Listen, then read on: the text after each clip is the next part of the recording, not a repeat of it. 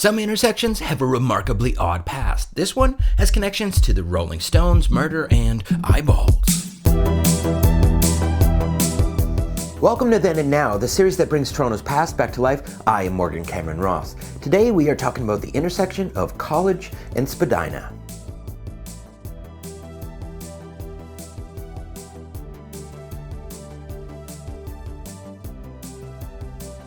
In the 1800s, the space was still rural, and on the southeast corner still used for military training.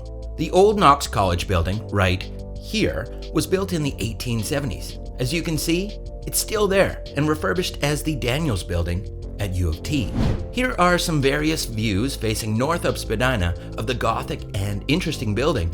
And now, during World War I, the building was repurposed as a hospital for wounded soldiers returning from war.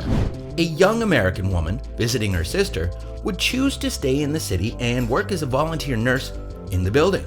During her visit, she would also attend an air show, which she would later credit as why she decided to become a pilot. Amelia Earhart worked at college in Spadina for a couple years before going on to become the world-famous female pilot, Amelia Earhart.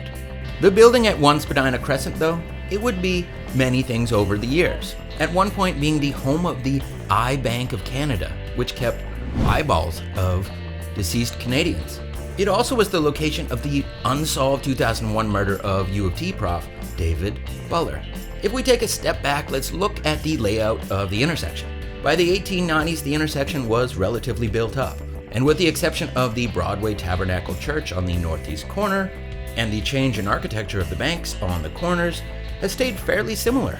Here is an aerial view in 1947, 1987, and now, strikingly similar.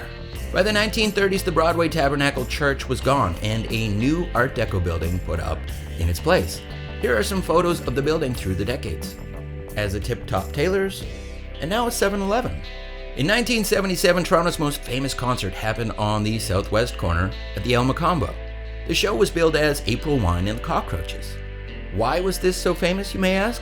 Well, the Cockroaches were also known as the Rolling Stones. The band played 2 secret shows upstairs at the Elmo that week.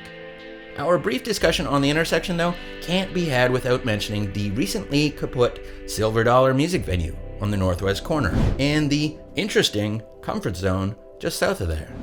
So whether you frequented the late night restaurants or after hours, taken in rock shows, or were in search of some eyeballs, the intersection of Spadina and College has, for one reason or another, likely been part of your Torontonian life.